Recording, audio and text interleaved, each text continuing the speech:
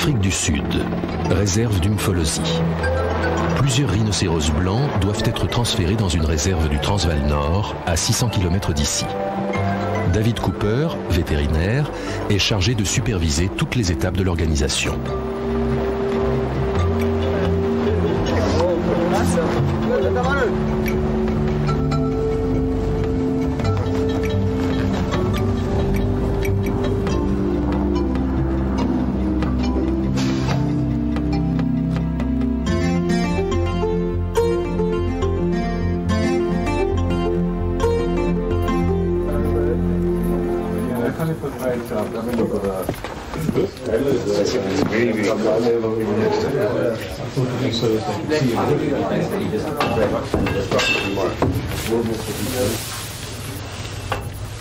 Une opération d'une telle envergure doit être réglée dans ses moindres détails.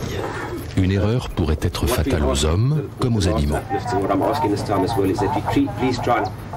Chacun doit donc connaître parfaitement son rôle.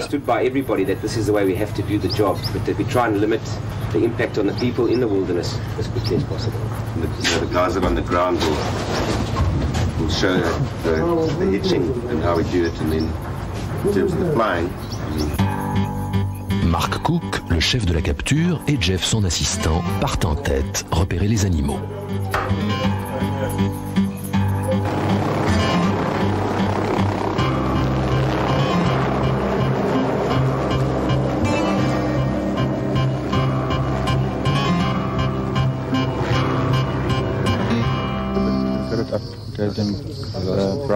Les autres restent à terre.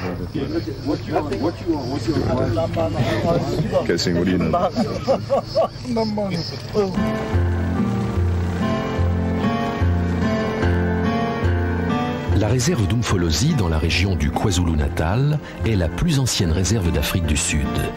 Elle s'étend sur un immense territoire de 96 000 hectares. Ici, les rhinocéros sont exceptionnellement nombreux. Cela permet de repeupler d'autres réserves d'où ils ont disparu.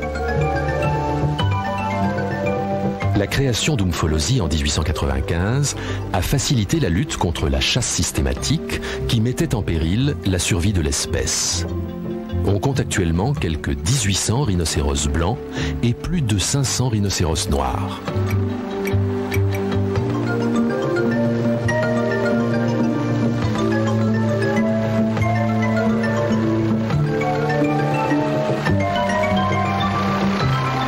La tâche est périlleuse. Le pilote doit survoler le rhinocéros assez longtemps pour que le tireur puisse accomplir sa mission. Mais il faut aussi veiller à limiter le stress de l'animal.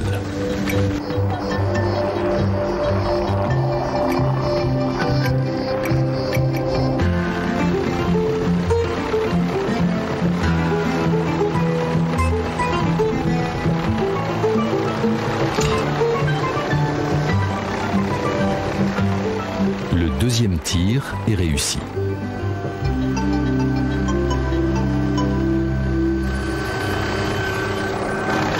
Le M99 est un anesthésique assez puissant pour paralyser l'animal en quelques secondes.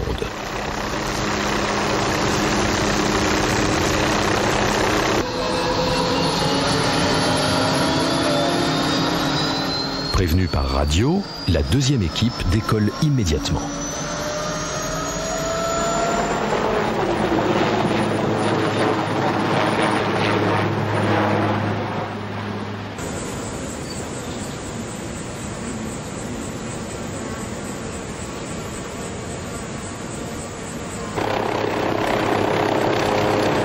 Pendant ce temps, Jeff part en éclaireur contrôler les effets de l'anesthésique.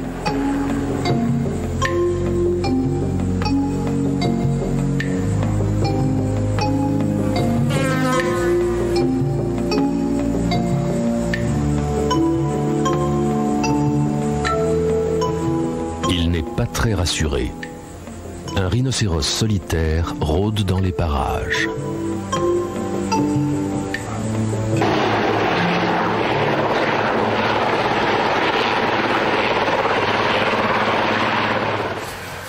Arrivé sur les lieux, David Cooper coordonne le travail de l'équipe.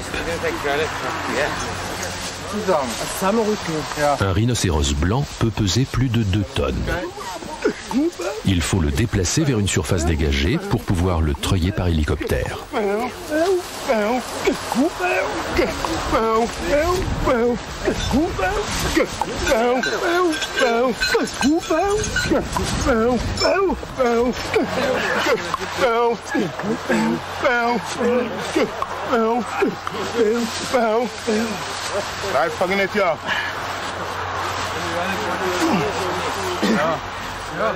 Cette femelle a les mamelles gonflées.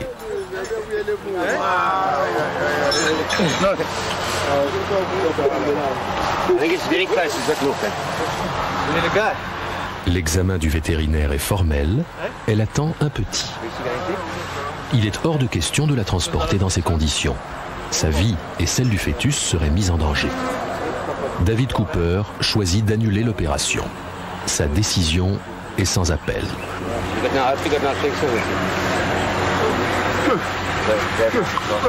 La femelle recevra ensuite une dose d'antidote du M99 qui la ranimera en moins d'1 minute.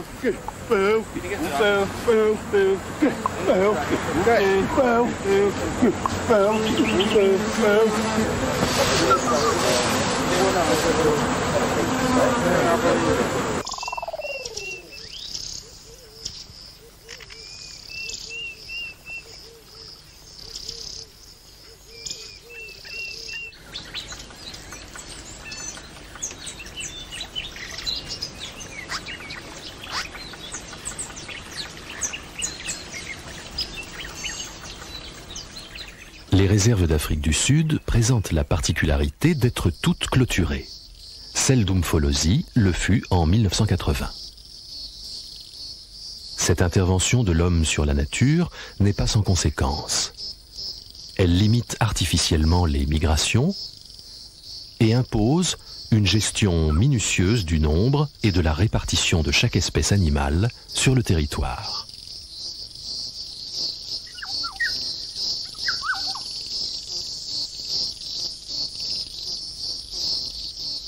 Une fois par an, des équipes effectuent un recensement systématique de toutes les espèces de la réserve. Chaque spécialiste, accompagné d'un garde, contrôle un couloir de 2 km de large.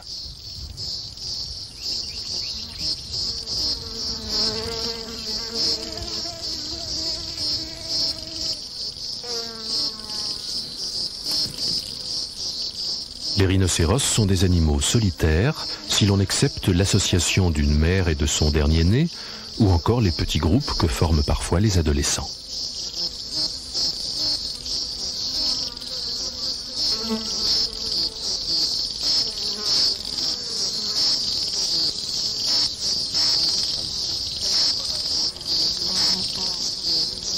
La date, l'heure, la distance, le lieu et la description de l'animal rencontré sont consignés.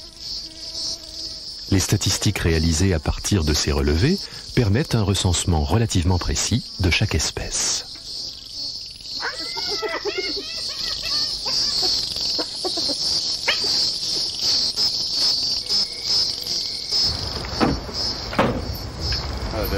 How's it going?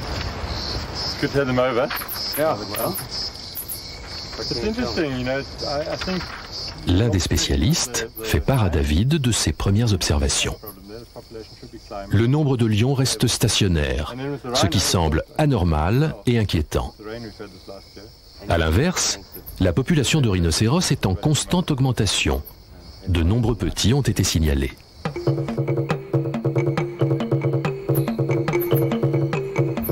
David est appelé en urgence pour soigner un koudou qui doit être acheminé vers un zoo de Malaisie. Tous les animaux en transit sont parqués dans ce ranch. C'est également ici qu'a lieu tous les ans une grande vente aux enchères d'animaux. C'est une activité très importante pour la réserve d'Umfolozi. En 1996, plus d'une centaine de koudous ont été vendus au prix moyen de 1200 francs, mais les plus beaux individus peuvent valoir jusqu'à 2500 francs. Cette même année, 1552 animaux, toutes espèces confondues, sont partis peupler les zoos, mais aussi les réserves privées du monde entier.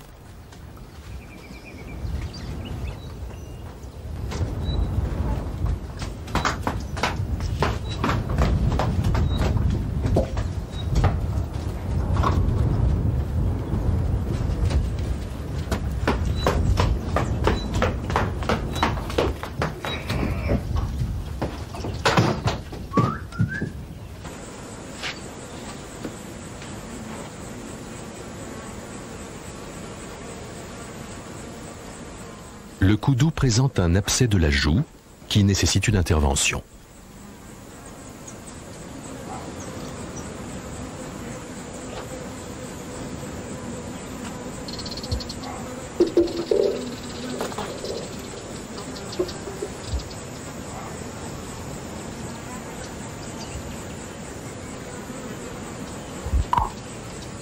Le narcotique M99 serait mortel si l'on n'administrait pas ensuite à l'animal son antidote, le M5050. Il permet au koudou de retrouver ses esprits en quelques minutes.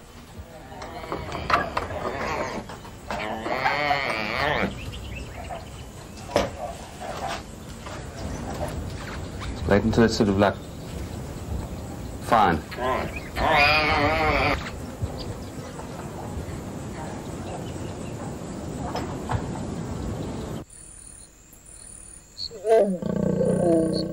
Dans les années 60, les lions avaient totalement disparu du Natal. 2 lionnes et 1 lion furent donc réintroduits dans la réserve d'Umfolozi. Les 60 lions qui y vivent aujourd'hui sont donc tous issus d'une même souche.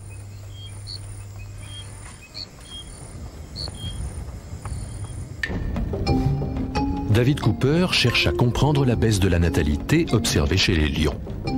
De plus, beaucoup de lionceaux meurent avant l'âge de 6 mois. Le vétérinaire décide d'analyser la qualité de la semence d'un mâle adulte. Les lions sont appâtés avec la charogne d'un impala.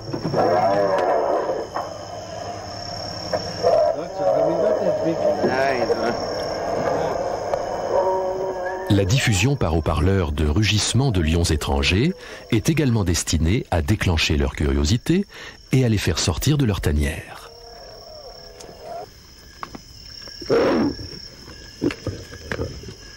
Quelques minutes plus tard, plusieurs félins ont répondu à l'appel.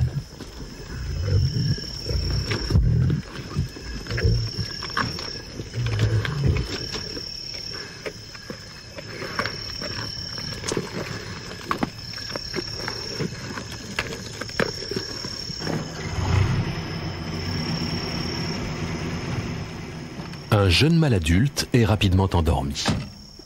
David est en mesure d'effectuer ses analyses.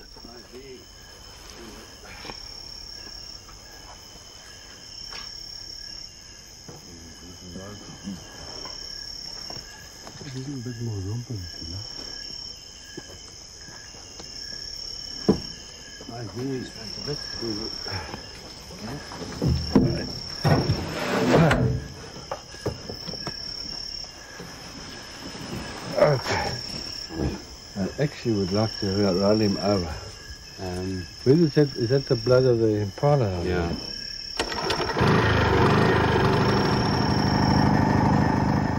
La méthode consiste à introduire par voie rectale un stimulateur électrique qui, à chaque décharge, stimule la prostate et déclenche un écoulement de sperme.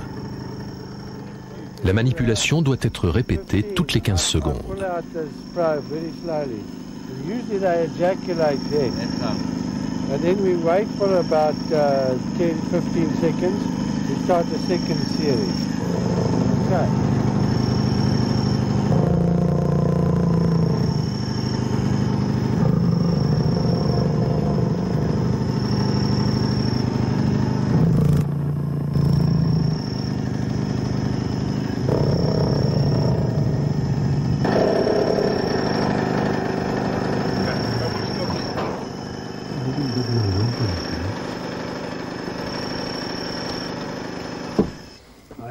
Les analyses ne sont guère positives.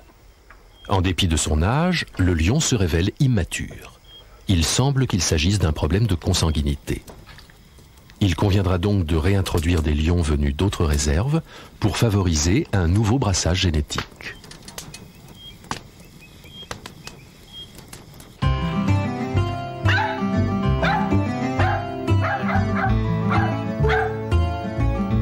David vit à Umfolozi depuis 1 an et demi.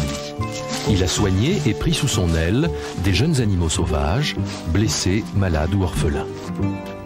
Il est en quelque sorte devenu leur nouveau père et les relations affectives sont particulièrement fortes.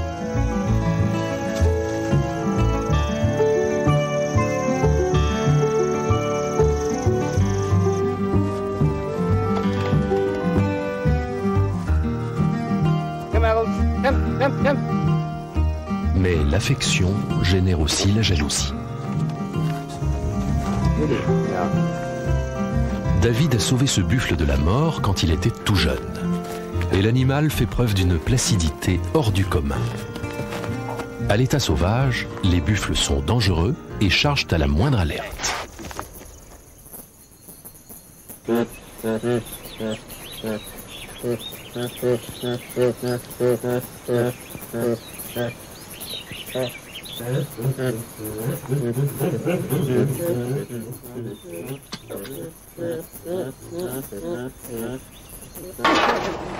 Au ranch où sont parqués les animaux, les soins sont nombreux et quotidiens. L'herbe de la brousse, coupée tous les jours et mélangée à de la luzerne, sert de nourriture de base aux rhinocéros blancs.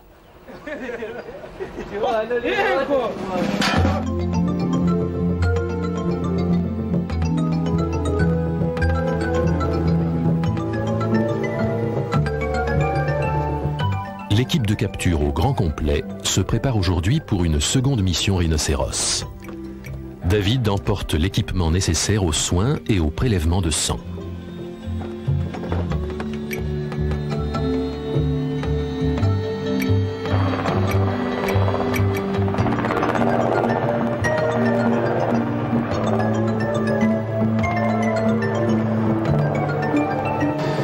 Les membres de l'équipe font tous partie du personnel permanent de la réserve.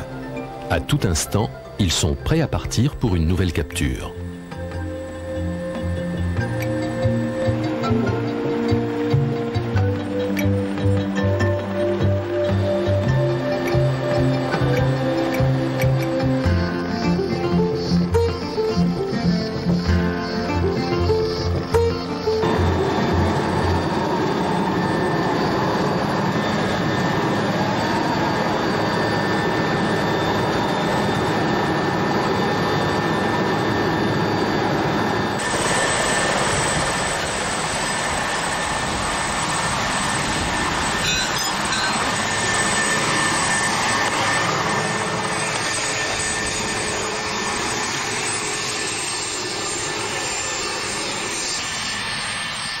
Après l'anesthésique, on administre toujours à l'animal un antiseptique pour éviter une infection à l'endroit de la piqûre.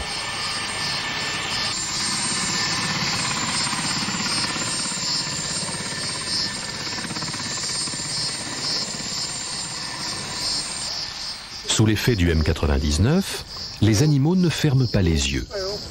Pendant la durée de l'anesthésie, des bandelettes de tissu les protègent du soleil et de la déshydratation.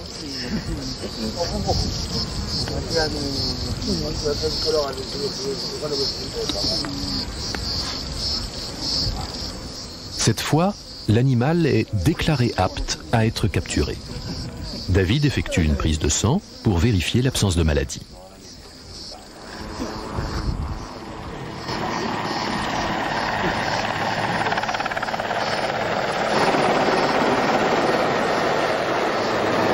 L'hélicoptère soulève des nuages de poussière. Pour éviter qu'elle ne pénètre en masse dans les poumons de l'animal, David lui protège les narines.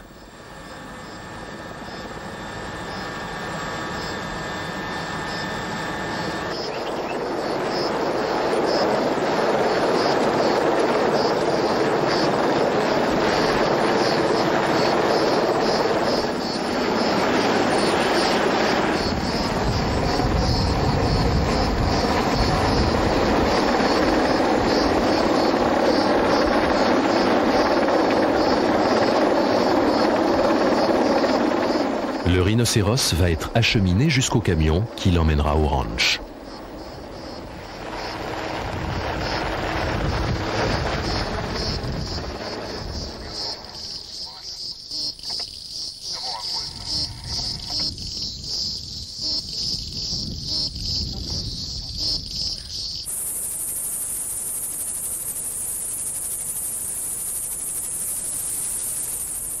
Les rhinocéros blancs sont la principale source de profit du parc.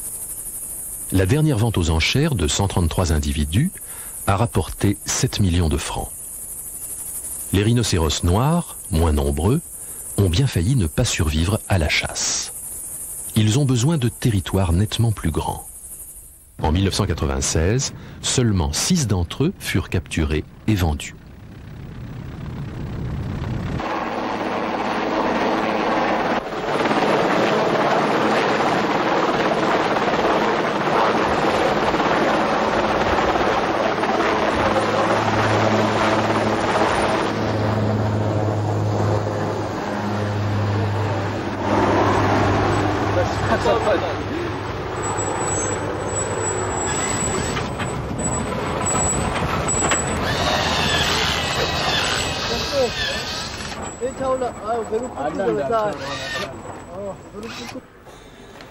Une pastille signalétique, introduite à l'intérieur de la corne, totalement insensible, permettra d'identifier l'animal pour le suivre tout au long de sa vie.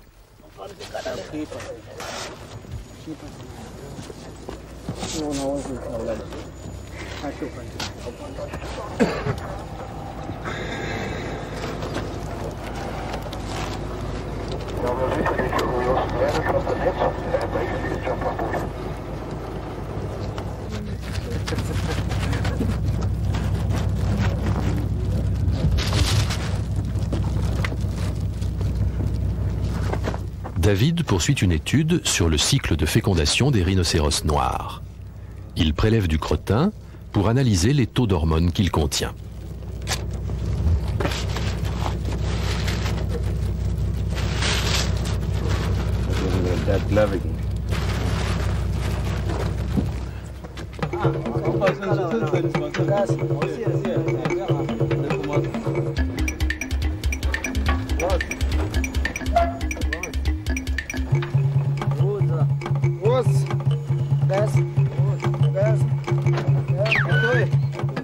Associé à l'antidote, un stimulateur électrique le réveille plus rapidement et facilite le chargement.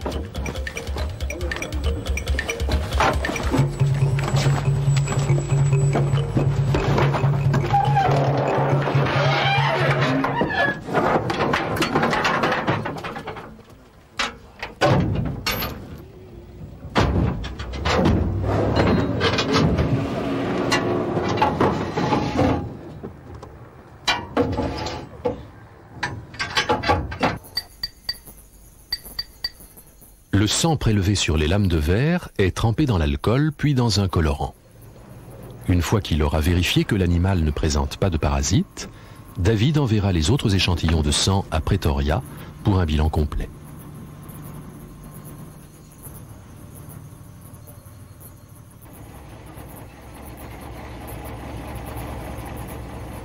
Les rhinocéros blancs sont surnommés les tondeuses de la brousse. En raison de l'anatomie particulière de leur langue, ils ne peuvent se nourrir que d'herbes rases. Les rhinocéros noirs, en revanche, marquent une nette préférence pour les branchages et les arbustes.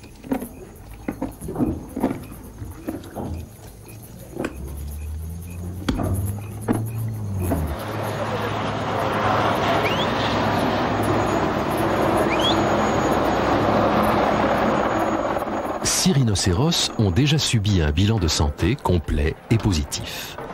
À l'heure du départ pour la réserve du Transvaal Nord, ils sont installés dans des camions à compartiments.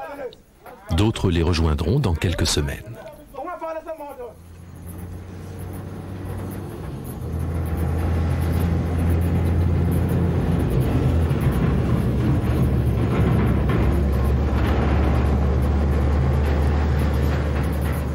Grâce à la compétence de vétérinaires comme David Cooper et à une gestion rigoureuse de la faune, il a été possible de repeupler différentes régions d'Afrique du Sud. Certaines espèces, comme les lions ou les rhinocéros, auraient sans doute disparu si elles n'avaient pas bénéficié de la politique d'environnement que pratique l'Afrique du Sud. Même si elle peut sembler excessivement interventionniste, plus d'une espèce menacée peut trouver encore aujourd'hui dans ce système les conditions nécessaires à sa survie.